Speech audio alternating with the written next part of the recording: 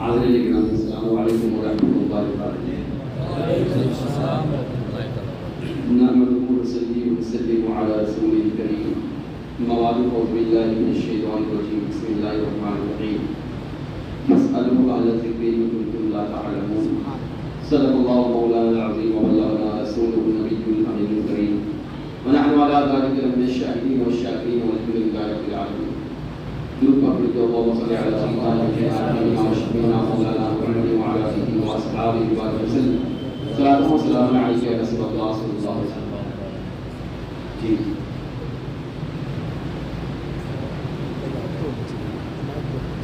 قربانی کے متعلق کچھ سوالات جو ہے پیش کیے گئے ہیں۔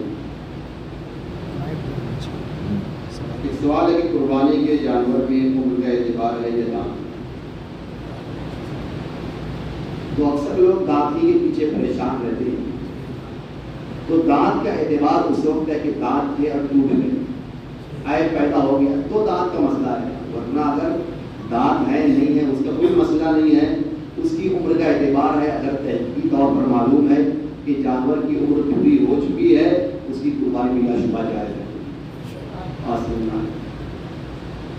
تو بکری بکرے میں سال بھر، اور بڑے جانور ہیں گائے بیل بھینس اس کے 2 سال اور ان کے لیے 5 سال۔ لہٰذا اگر تحقیقی طور پر معلوم ہے کہ کئی بکری بکرا سال بھر کا ہو چکا ہے، اگرچہ دانت نہیں آئے ہیں، قربانی ان کی بلا شبہ نہیں ہو سکتی۔ لیکن جب تحقیقی طور پر معلوم سامنے پڑا ہوا ہے یا آپ کو کوئی بہت معتبر ہو وہ خبر دے کہ ہاں یہ واقعہ میرے سامنے پڑا ہوا ہے، سال بھر کا ہو چکا ہے، تو ٹھیک ہے۔ اور جو تاجر ہوتے ہیں نا وہ 8 دن نہیں، سال بھر کا، بالکل سال بھر کا ہے، ہو جائے اس کو اپنا مال بھیجنا ہے۔ صرف بانج جانور کی قربانی کا کیا ہے؟ تو بانج جانور کی قربانی بھی جائز ہے، اس میں کوئی مسئلہ نہیں۔ اور جانور ذبح کیا، بعد میں معلوم ہوا کہ حاملہ تھا، پھر پیٹ میں بچہ زندہ نکلا تو کیا حکم ہے، اور مردہ نکلا تو کیا حکم ہے؟ کیونکہ اگر مردہ نکلا ہے تو پھینک دو، کام کریں گے تو اسے دفن کر دیں، اور اگر جو ہے زندہ نکلا ہے تو اس میں دونوں حکم ہیں۔ آپ چاہیں تو اسے بھی ذبح کر دیں اور اس کا بھی گوشت استعمال کر سکتے ہیں، اور چاہیں تو اس بچے کو اپنے تصرف میں لا سکتے ہیں، آپ اسے پالیں تو اسے بڑا کریں اور اس کے بعد پھر جو آپ اس کو اپنے کام میں لائیں۔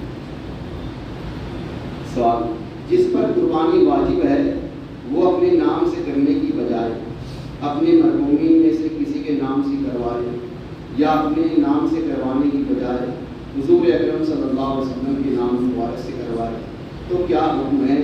کیا اس کے ذمے سے واجب ادا ہو جائے گا؟ تو دیکھیے، اگر آدمی اپنی طرف سے قربانی نہ کرے بلکہ کسی اور کی طرف سے کروا دے تو اس میں 2 صورتیں ہیں۔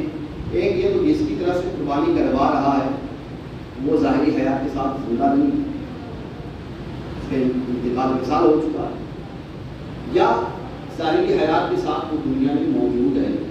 تو اگر وہ ظاہری حیات کے ساتھ موجود، ہمارا بھائی ہے، دوست ہے، بیٹا ہے، اگر اس کے نام سے ہم کرواتے ہیں، اپنی رائے سے نہیں کرواتے تو اس صورت میں تو قربانی نہیں ہوتی۔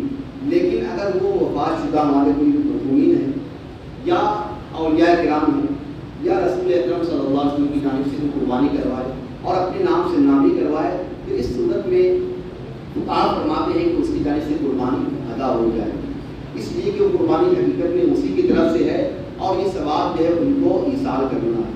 تو یہ ثواب رسول پاک صلی اللہ علیہ وسلم کے لیے یا اولیاء کرام کے لیے پاک کے نام سے کراتے ہیں، کوئی غریب نواز کے نام سے، تو اولیاء کرام کے نام سے کروایا، اپنے نام سے نہیں کروایا، تو اس میں مسئلہ یہ رہے گا کہ بھائی وہ حقیقت میں قربانی اس کی اپنی ہی طرف سے ہے، اور جو قربانی کا ثواب مرتب ہونا ہے یہ ثواب جو ہے وہ ان اولیاء کرام کی یا حضور کی بارگاہ میں پیش کرنا ہے یا اپنے مرحومین کے لیے مثال ثواب کرنا ہے۔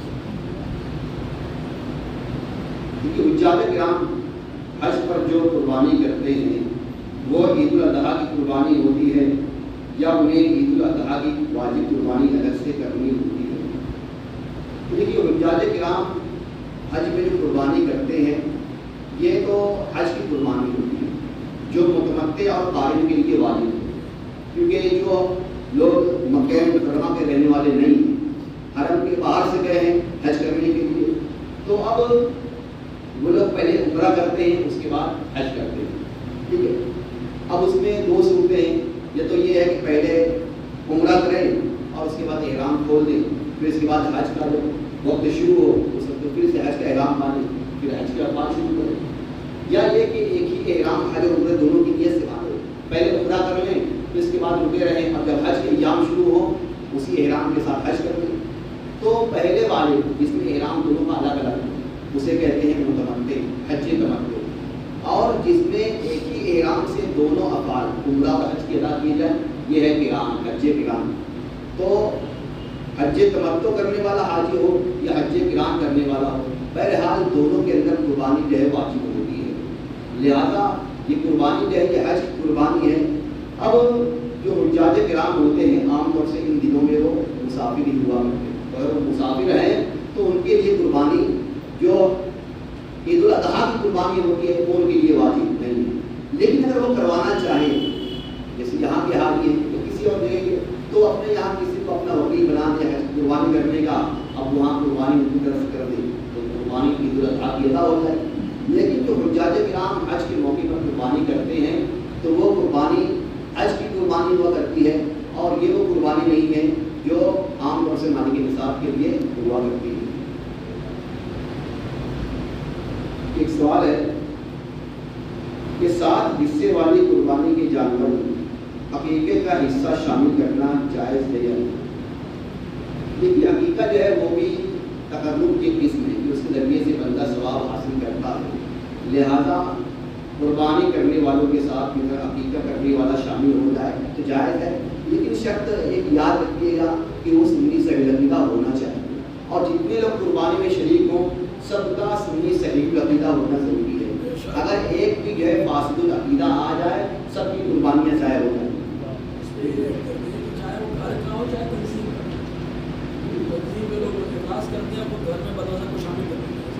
چاہے وہ گھر کا ہو یا تنظیم کہیں جو دنیا میں کسی بھی جگہ ہے نا، چاہے اپنا بھائی کیوں نہ ہو، اگر مطلب ہے اس کو ہرگز شامل مت کیجیے گا۔ آپ کا دوسرا کوئی بھائی ہو محلے کا ہے کہ سنی صحیح العقیدہ ہے اس کے ساتھ مل کے کیجیے، مگر سنی ہو کسی اور کے لیے اپنی عبادت آمسا کرنا ٹھیک ہے۔ ہاں تو قربانی کے ساتھ میں عقیدہ بالکل درست ہے، اس میں کوئی حرج کی بات نہیں۔ ایک سوال ہے کہ قربانی کا گوشت بد مذہب اور غیر مسلم کو دینا کیسا ہے؟ تو دیکھیے قربانی ایسا عمل ہے کہ آپ کریں تو بھی ثواب، اس کا گوشت آپ تقسیم کریں تو بھی ثواب، کھائیں تو بھی ثواب، تو لہٰذا گوشت تو اسی کو دیا جائے جو ثواب کا حقدار ہو، اور جو بد مذہب ہے یا کافر ہے وہ کسی ثواب کا مستحق نہیں ہے، لہٰذا ایسے کو جو ہے بقرعید کا قربانی کا گوشت دینا جائز نہیں، ٹھیک ہے۔ اب جو وہابی آئے کہتے ہیں کہ نہیں دے سکتے ہیں کیونکہ ان کا ویسا ہی ہے تو وہ دیتے رہیں، الحمدللہ جو سنی ہے ان کا ذبیحہ جو ہے باعث برکت ہے، تو لہٰذا برکت کا مستحق صرف اور صرف مسلمان ہے، سنی سے عقیدہ ہے، لہٰذا جو صحیح عقیدہ ہو اسے دیا جائے، کسی بد مذہب یا کافر پر بھی نہ۔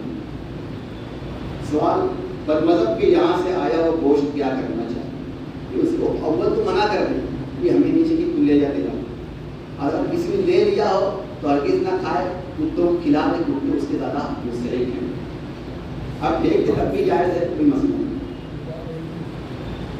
سوال 7 حصے والی قربانی کے جانور میں تمام شرکا کا ہم عقیدہ ہونا شرط ہے یا دوسرے عقیدے والے کا حصہ بھی شامل کر سکتے ہیں؟ خیر اس کا جواب تو ہم نے سن لیا ہے کہ بھائی جب بھی قربانی ہوگی یا عقیدہ ہوگا تو اس میں جتنے شرکا ہیں سب کا سنی صحیح عقیدہ ہونا ضروری ہے۔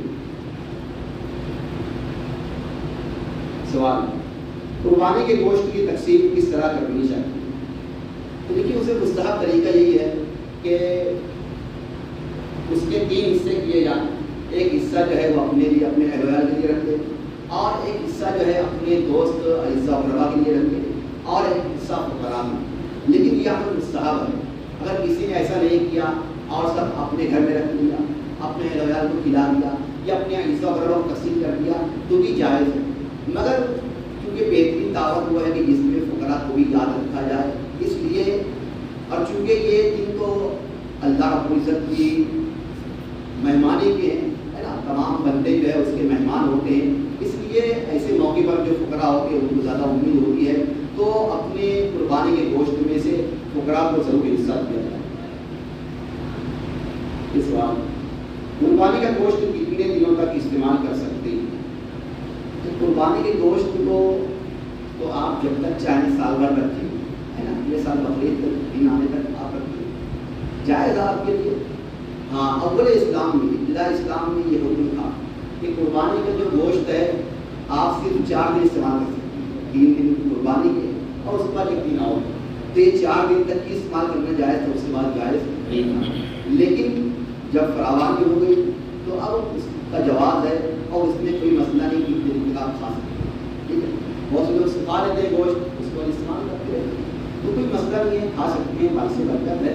हाँ, मगर ये कि दूसरों के हक में कमी नहीं होनी चाहिए, तो इसलिए जब आप तकसीम करते सब हिस्से और आपको जो बच जाए उसको आप सुखा लें या किस तरीके से आप इस्तेमाल कर रही हैं वो जायज़ है। सवाल, क्या इमाम शाफी के नज़दीक चौथे दिन कुर्बानी चाहिए? तो चौथे दिन जो है जो लोग धोखेबाज हैं वो जायज़ समझते हैं, वरना जितने मुसलमान हैं सबका यही मौक़िफ़ है कि कुर्बानी के अय्याम 3 ही दिन हैं और तमाम अइम्मा मुज्तहिदीन का, तमाम फुक़हा का मज़हब यही है कि कुर्बानी के अय्याम 3 दिन हैं। एक 10 तारीख़ यौमुन नहर है और उसके बाद 2 दिन और, तो लिहाजा 3 दिन और 2 बीच की रातें जो है यही कुर्बानी के अय्याम है, इनके अलावा कोई और कुर्बानी का दिन नहीं है। अब जो अक्ल के अंधे होते हैं उन्होंने देखा कि वही चौथे दिन खाने की हुजूर ने इजाज़त दी है, अब वहाँ भी क्या करो, तो इजाज़त खाने की दी गई, करने की नहीं दी गई, तो इसलिए जो है वहाँ भी बोलते तो है, समझते नहीं हैं और कहीं का उठा के कहीं बढ़ते नहीं हैं। तो इसलिए उलमाए सुन्नत से रब्ता कीजिए और उनसे मसाइल पूछिए, उनसे हदीसें पूछिए, उनसे उसूल हदीस पूछिए, ताकि जो है समझ में आए कि किसे हदीस कहते हैं और किसे उसके उसूल कहते हैं, हदीस से मसला कैसे निकलता है।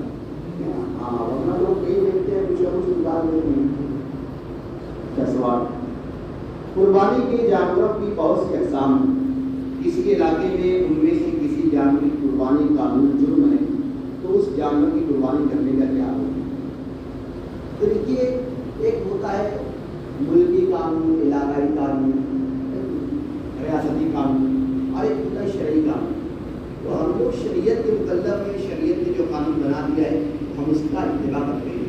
हाँ, ये और बात है कि आपकी रुसवाई ना हो, आपकी बेइज्जती ना हो, आप किसी तरीके से तकलीफ का शिकार ना हो, तो लिहाजा उससे बचते हुए अगर शरीयत के मुताबिक आप अमल कर सकते हैं, शरीयत ने जहाँ तक अमल करने का हुक्म दिया है, अगर उससे बचकर आप शरीयत पर अमल पैदा हो सकते हैं तो आप वो कीजिए, और अगर कोई और रास्ता नहीं है तो फिर आपको उसी पर अमल करना है जो शरीयत का बात समझना।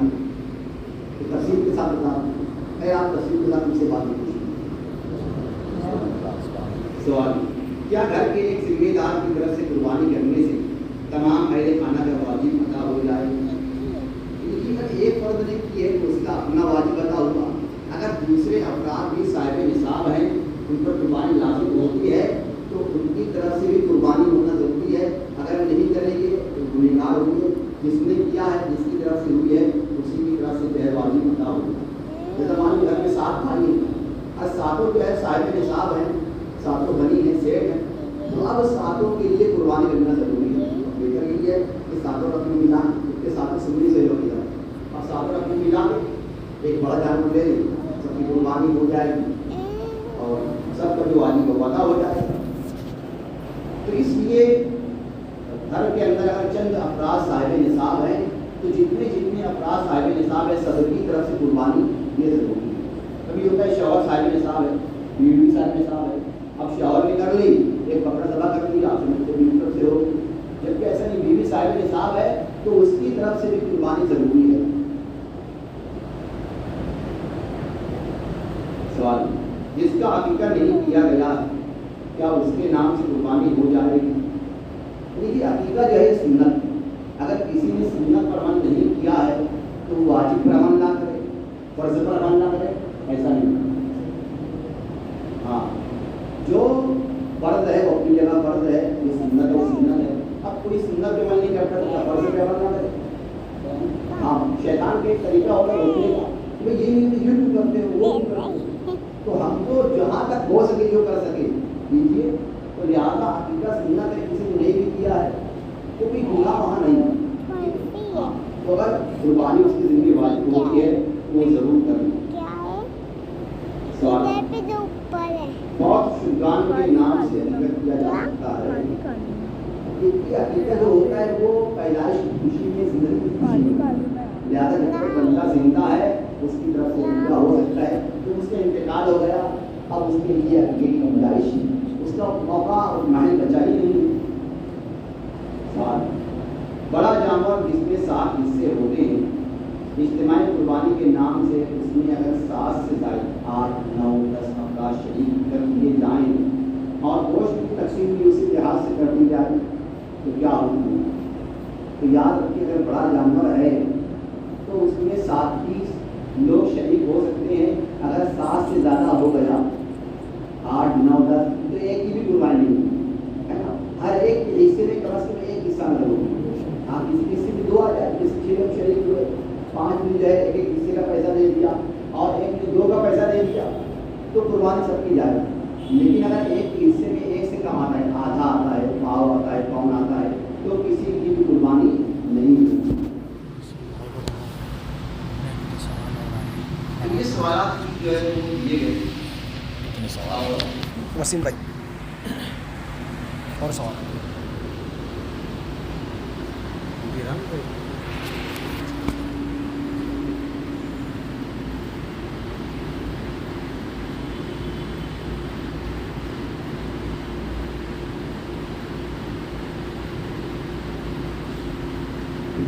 ایک قربانی کا نصاب 200 درہم چاندی ہے.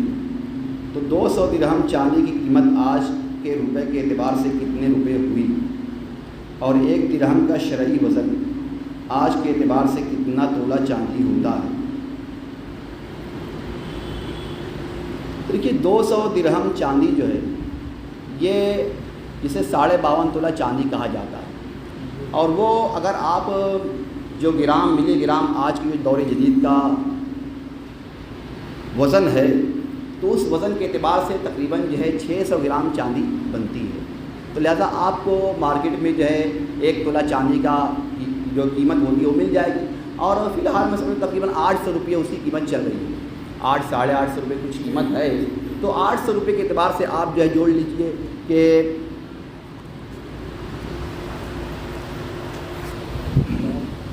600 گرام چاندی کیا اگر 1 تولہ جو ہے وہ 800 ہے. اس صورت میں اس کو آپ جو ہے 60 سے ضرب کر دیجیے تو آپ کو جو ہے قیمت حاصل ہو جائے گی کہ 200 درہم چاندی یعنی 52.5 تولہ چاندی کی قیمت کیا ہوتی ہے. اور 1 درہم کا جو شرعی وزن ہے تو تقریباً 3 گرام اور کچھ ملی گرام ہوتا ہے. تو 3 گرام اس کو مان لیجیے آپ. تو 3 گرام جو ہے یہ 1 درہم کا شرعی وزن ہے. اگر کسی خاتون کے پاس 200 درہم چاندی کی قیمت کے برابر سونا موجود ہو تو اس پر قربانی کا کیا حکم ہے؟ دیکھیے اس میں ایک صورت یہ ہے کہ کچھ سونا بھی ہے اور کچھ چاندی بھی. سوال سمجھ میں آیا کہ کسی خاتون کے پاس 200 درہم چاندی کی قیمت یعنی مان لیجیے جو ہے وہ 600 گرام چاندی کی جو قیمت ہوتی ہو اتنی قیمت کا سونا ہے، چاندی نہیں ہے سونا ہے. تو اب اس کے لیے قربانی کیا ہوگی؟ تو اب اس صورت میں اس کے پاس یہ کہ صرف سونا ہی ہے، چاندی بالکل بھی نہیں ہے. ہو سکتا ہے روپے پیسے ہو، تو چاندی بالکل نہیں ہے صرف سونا ہے تو اس صورت میں وہ صاحب نصاب نہیں ہے. لیکن اگر سونا ہے کتنا کہ جس کی قیمت جو ہے وہ 200 درہم یعنی 600 گرام چاندی کے برابر تقریباً ہو جاتی ہے اور اس کے پاس کچھ چاندی بھی ہے 1 تولہ 2 تولہ 3 تولہ، تو اگر کچھ بھی چاندی اس کے پاس ہے تو اس صورت میں اب اس سونے کو چونکہ چاندی میں کنورٹ کرنا پڑے گا، اس میں آپ تبدیل کیجئے اور کل کی قیمت دیکھ لیجئے. تو ظاہر سی بات ہے اب سونا ہی اتنا ہے کہ جو 200 درہم چاندی کے برابر ہو رہا ہے تو لہٰذا اس کے لیے قربانی لازم ہے. تو یہ اسی صورت میں ہے جب کہ سونے کے علاوہ چاندی بھی اس کے پاس موجود ہو. اور اگر چاندی نہیں ہے صرف سونا ہی ہے تو اب اس کے لیے سونے کا نصاب دیکھا جائے گا. اگر وہ سونے کا نصاب اس کے پاس یعنی 7.5 تولہ سونا جو ہے اگر اس کے پاس ہوتا ہے تو قربانی لازم ہے، ورنہ قربانی لازم نہیں ہے۔ سوال، اگر کوئی قرض دار ہے اور اس کے پاس اتنا پیسہ ہے جو نصاب کو پہنچتا ہے تو اس پر قربانی کرنا واجب ہے یا قرض ادا کرنا زیادہ ضروری ہے؟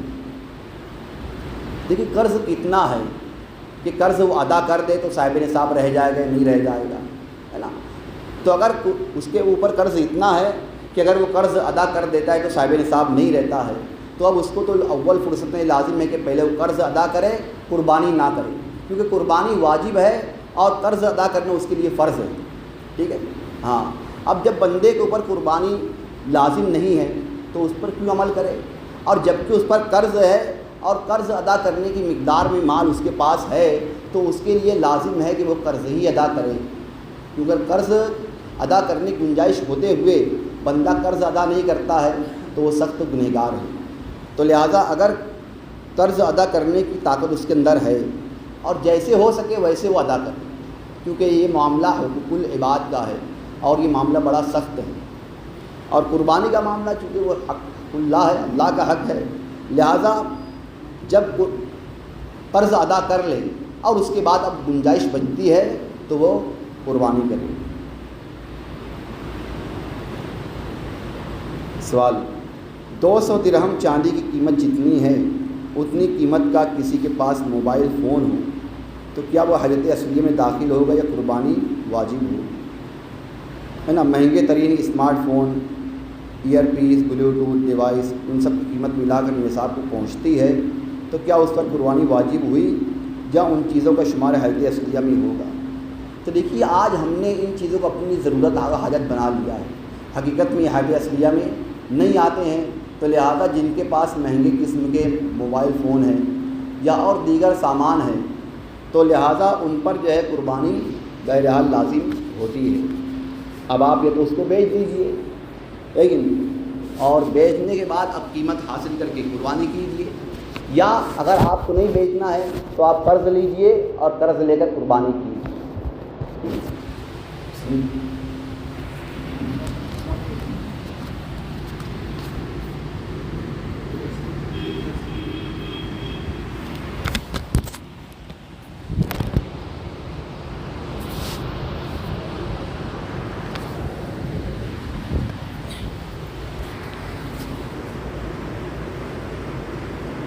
کہ کسی خاتون کے پاس نقلی زیورات بھی اتنی قیمت کے ہیں تو وہ نصاب کو پہنچتے ہیں تو ان پر قربانی واجب ہوگی؟ تو ظاہر سی بات ہے وہ بھی ایک مال ہے کہ نہیں؟ اور چاہے وہ زیورات نقلی ہو یا اصلی ہو، ہے نا، بہرحال مال ہے اور وہ نصاب کو پہنچ جا رہا ہے تو قربانی اس کے لیے لازم ہوگی۔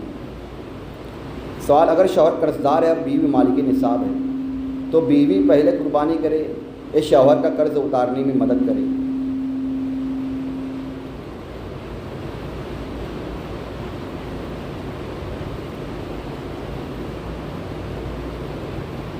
دیکھیے اب شوہر قرض دار ہے اور بیوی مالک نصاب ہے تو اب یہ تو اس کی اپنی ثوابدید پر ہے کہ وہ کیا کرتی ہے، کیونکہ وہ ایک الگ شخصیت ہے، وہ الگ شخصیت ہے، اور اب بیوی چاہے تو اس کو قرض اتارنے میں مدد کر سکتی ہے کہ بھائی یہ بقرعید کے ایام آنے سے پہلے اپنا پورا مال جو ہے وہ شوہر کو دے دے کہ وہ قرض ادا کر دے، اور اگر وہ ایسا نہیں کرتی ہے اور قربانی کے ایام آ جاتے ہیں تو بہرحال اس عورت پر قربانی کرنا لازم ہوگا۔